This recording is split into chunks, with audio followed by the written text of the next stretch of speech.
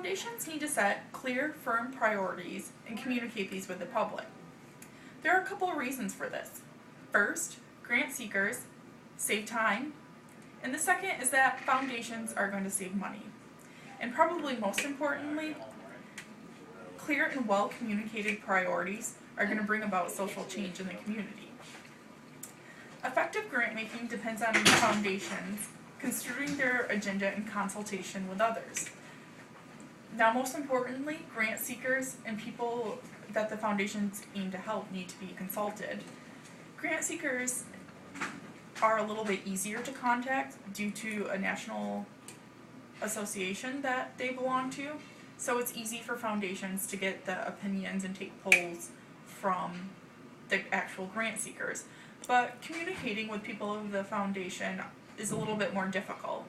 And this is because of the vast number of people that foundations set out to help and the spread of locations that these people come from. There are 5 steps to setting priorities. Number 1 is to identify a niche. This is determined usually by the donor who is giving out the money.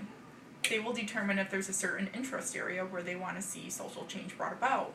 But if this isn't done, the foundation is able to identify areas that need some work, or also areas that they feel a big difference could be made.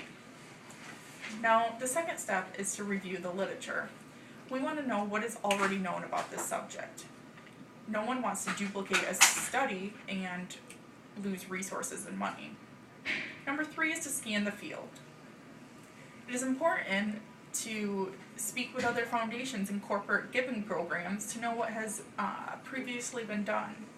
You do not want to have a lesson that's already been learned and duplicate and, again, waste some resources. Now, this can easily be done at the Foundation Center Library, where all of this information is held. Number 4 is to consult with the most affected. You want to speak with experts in the field, physicians, researchers, universities, and probably most importantly, you're going to want to consult with individuals who are affected, and also people who are close to those individuals, such as family, caregivers, support groups. Last but not least, number 5 is to create some learning grants. Learning grants are modest in size, short-term, and carefully evaluated.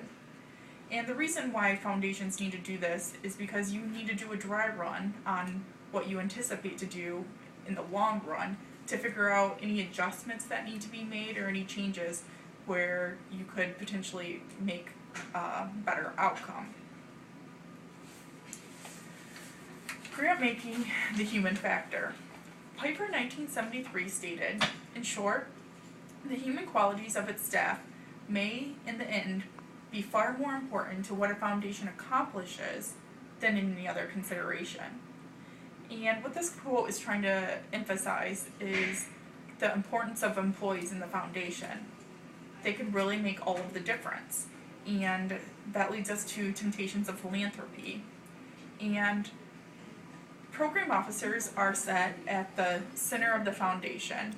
They really hold the power of the foundation.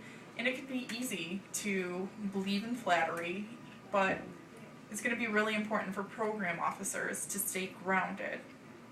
And sometimes after working in a foundation, they may become insensitive to feelings and inconsiderate of the needs of grant seekers. But at the end of the day, program officers need to consider what their main goal is and who are they trying to help.